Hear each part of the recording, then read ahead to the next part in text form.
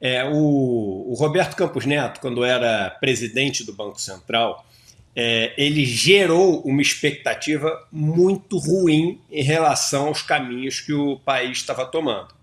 Ele entrou em conflito direto com o presidente Lula, conflito que é midiático, né? Porque aí vem uma coisa importante. Ele se sentou para conversar uma vez com o presidente Lula e se sentou dezenas e dezenas e dezenas de vezes com o Bolsonaro. Mas as declarações dele eram sempre no sentido de o fiscal está me preocupando demais, a inflação isso, a inflação aquilo, e os dados não estão vindo bem. E aí o que aconteceu? As expectativas pioraram absurdamente.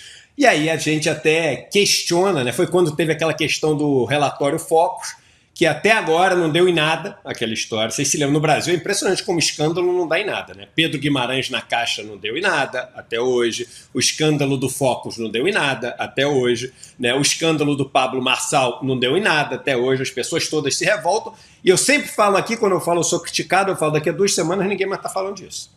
Eu sempre falo isso, ninguém mais fala de nenhum desses escândalos. Mas com aquela história do relatório Focus, mídia falando que a inflação tinha fugido completamente da ancoragem, né? Ou seja, das expectativas, começou esse ciclo de alta de juros, mas o pior de tudo é o seguinte: as expectativas que são ali controladas pelo mercado financeiro, leia-se os grandes bancos e corretoras, leia-se as pessoas que são donas desses bancos e corretoras, todas elas têm nome e sobrenome, né? Essas pessoas começaram a apostar muito contra o Brasil. Como é que se aposta contra o Brasil? Você compra o dólar, você toma a taxa de juros. O que quer dizer tomar a taxa de juros? Você aposta que a taxa de juros vai subir, a taxa de juros futuro, e você vende bolsa.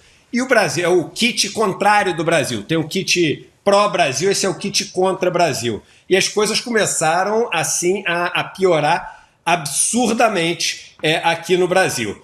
Quando isso acontece, dentro desse nosso modelo, e agora, Panuzzi, é muito importante isso que eu vou falar agora. Tudo isso que a gente está falando é dentro dessa nossa lógica.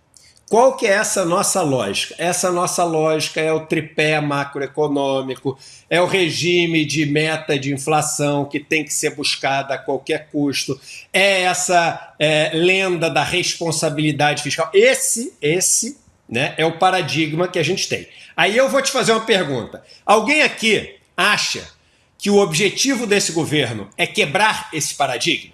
Vamos lá, respondendo sinceramente. É ser um governo disruptivo e quebrar esse paradigma? O modelo econômico do Brasil vai ser diferente com esse governo. Alguém acredita nisso aqui? Não. Se acredita, está completamente errado. Não tem a menor chance. Não é isso. Não é isso que esse governo quer. Esse governo quer manter esse paradigma econômico, e ele acredita, eu não acredito, tá? Mas eu estou falando no que esse governo acredita, que dá para ter um mercado mais justo, dá para ter um mercado mais bonzinho, dá para ter um mercado onde as pessoas pensam um pouco nos mais pobres, dá para ter o pessoal do mercado ganhando dinheiro e os programas sociais também coexistindo. Então, isso é o que esse governo acredita. E por que eu estou falando isso? Não adianta a gente querer que o Banco Central, que o Galípolo, que o Haddad no Ministério da Fazenda, que o fulano no Ministério do não sei o quê, façam o que a gente gostaria de fazer se o mandato dessas pessoas não é essa. O mandato dessas pessoas não é quebrem com a lógica desse sistema. O mandato dessas pessoas vamos fazer o Brasil ter um crescimento ali justo no PIB, dar um ganho real no salário mínimo. O que é ganho real? A gente fala ganho real do salário mínimo, parece que é R$10 por ano, assim, né? O preço de uma coxinha ali no bar, por mês, desculpe. Você pode comer uma coxinha mais por mês, que é o ganho real do salário mínimo. Vamos fazer com que aqui o programa, e aí tem alguns programas, óbvio, tudo isso é importante, ali o programa de refinanciamento da dívida do estudante, o programa do pé de meia, tudo isso é legal, mas não é quebra de sistema. Neste modelo, quando o Galípolo assume o Banco Central, vamos lembrar, ele assume depois do país ter incendiado com o mercado. Depois do dólar ter ido a 6,30, depois do governo ter queimado dezenas de bilhões de dólares. Tem gente que é só vender reserva que a gente tem um monte, mas ninguém vê o quanto as reservas caíram nos últimos meses. Não tem reserva para enfrentar mercado não, gente. Não tem, porque quando o mercado negocia por dia dezenas de bilhões de dólares da moeda brasileira, estou falando no mundo inteiro. Então é o seguinte, se todo mundo tiver uma corrida contra o Brasil, dura um mês as reservas. Dura um mês e acabou. Entendeu? Então o governo entrou, o Banco Central entrou com aquela estratégia de não vamos vender reserva, vamos entrar cortando o programa social, vamos fazer isso, aquilo. Conseguiu controlar o dólar. O dólar veio ali para 6,15, depois 6,10, depois bateu em 6. Ele veio para baixo de 6. A gente sabe, não sei se vocês viram, saiu, acho que eu vi até aqui no ICL também, saiu uma pesquisa mostrando a relação que existe no Brasil entre o nível do dólar e a popularidade do governo na classe média. É total a relação. Por quê? Não é só porque a galera viaja para Disney, é porque o valor do dólar impacta direto combustível e alimentos. E aí o governo que está com esse medo de alimento, porque na ponta, no supermercado, tá caro pra caramba. Aliás, eu tô achando assim, as declarações dos ministros horrorosas, no geral, né? Tem sempre uma que é um pouco melhor do que outra, mas aquela declaração para explicar a inflação no preço dos alimentos é horrorosa. É aquela inflação tipo assim, não, tá tudo sob controle, tá tudo normal, tá tudo bem. Na verdade, o que aconteceu foi um problema que a gente não tem nada a ver com isso e no ano que vem vai melhorar porque a safra vai ser boa. Sabe aquele negócio que soa arrogante? Um negócio? Soa... É tudo errado, entendeu? As pessoas elas não conseguem se conectar com o povo e falar, realmente, essa questão dos preços, cara, a gente tem que atacar porque é um absurdo. É isso mesmo, o azeite mais barato tá valendo mais de 30 conto. Entendeu? Você vai ver o preço de tudo, do tomate, o café tá um absurdo. Ah, mas nos Estados Unidos o preço, o cara quer saber que o preço dos Estados Unidos tá caro? O cara que tá ali no supermercado, que tá fazendo feira, entendeu? O Brasil, aí ele fala, mas o que eu tenho a ver lá com os Estados Unidos? O Brasil é um dos maiores produtores de café do mundo, entendeu? O que eu tenho a ver com a Alemanha, o preço do negócio da Alemanha? Então, o que acontece? Esse governo, ele se agora resolvesse dar uma de... e obviamente não é o governo, é o Banco Central é independente do governo, mas é governo. Todo Banco Central atende a um governo. Vamos lá, vamos falar a verdade da vida. Se alguém acha que o Roberto Campos Neto ainda não estava na gestão Bolsonaro, também essa pessoa está completamente iludida. Então agora a gente tem o Galípolo, e o Galípolo ele corresponde ali ao alinhamento com o governo Lula. Se o Galípolo chega nesse primeiro e fala assim, não, a expectativa do mercado é 100%, né, que eu corte esses juros de 1%. Eu não vou fazer isso. Que eu suba esses juros de 1%. Eu não vou fazer isso, eu vou cortar os juros. Simplesmente o seguinte, ele não ia fazer essa revolução que a gente quer, porque o governo não vai fazer essa revolução. O governo, só para a gente saber, é o seguinte, o governo está com uma aliança de partido que está até votando para ter impeachment do governo.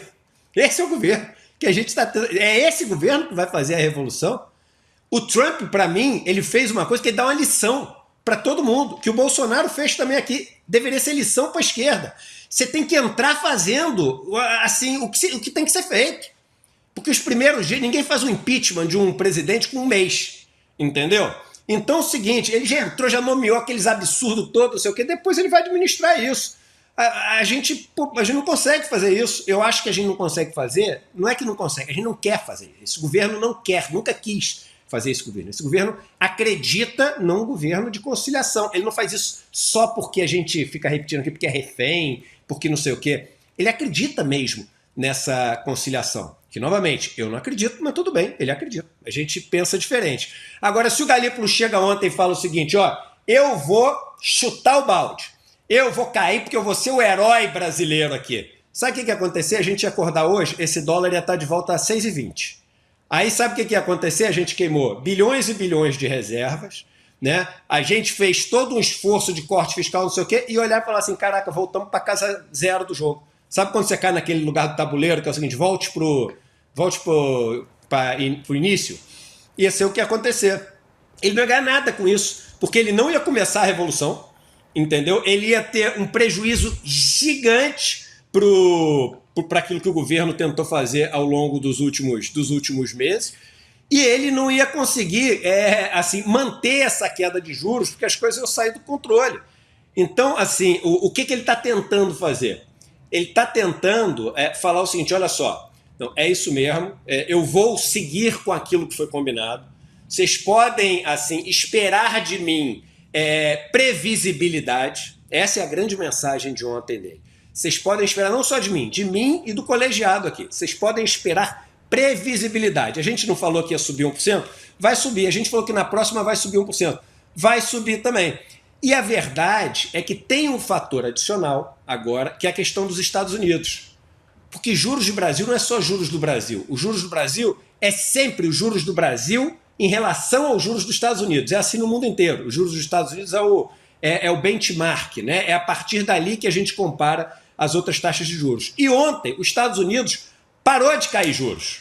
Os Estados Unidos vinha caindo juros e ontem parou de cair juros. Por quê? O Banco Central lá justificou o seguinte, o Fed justificou, olha, entrou um governo novo, esse governo está fazendo várias medidas que a gente quer ver qual o impacto dessas medidas. A inflação, ela caiu, mas ela ainda está resiliente, ela não está conseguindo cair mais do nível que ela tinha caído. E essas medidas que o Trump está fazendo podem ter impacto inflacionário. Se ele mandar tudo que é imigrante embora, que não vai mandar, mas se ele mandar tudo que é imigrante embora, o que vai acontecer? O custo da mão de obra nos Estados Unidos vai subir. Se ele sair taxando o resto do mundo do jeito que ele está falando, o que vai acontecer? O preço dos produtos nos Estados Unidos vai subir. O que significa mão de obra e preço de produto subir? Significa inflação. Se tiver inflação nos Estados Unidos, ele vai poder continuar caindo juros? Não vai. Então, se na última queda de juros do Brasil, os Estados Unidos caiu e o Brasil caiu, ontem o Brasil, e o Brasil subiu, ontem o Brasil subiu, mas os Estados Unidos não caiu. É como se fosse, sabe aquele jogo de 6 pontos no futebol? Então, ontem o Brasil perdeu, mas o outro time empatou. Entendeu? O outro time não ganhou, não foi jogo de 6 pontos. É como se a gente tivesse subido um pouco menos a taxa de juros. Agora, o que a gente quer saber? Passado esse começo, em que a armadilha foi deixada pelo Roberto Campos Neto, qual vai ser o comportamento desse governo? Desse Banco Central? Vai ser continuar botando pilha contra, entrando em conflito com o governo, ou ele vai adotar uma outra postura que a gente chama de mais dovish? Dovish quer dizer que é mais assim, de querendo estimular a economia, querendo cair taxa de juros, etc. Isso só daqui a 6 meses a gente vai saber, porque não vai ser nem agora, nem na próxima reunião do Copom.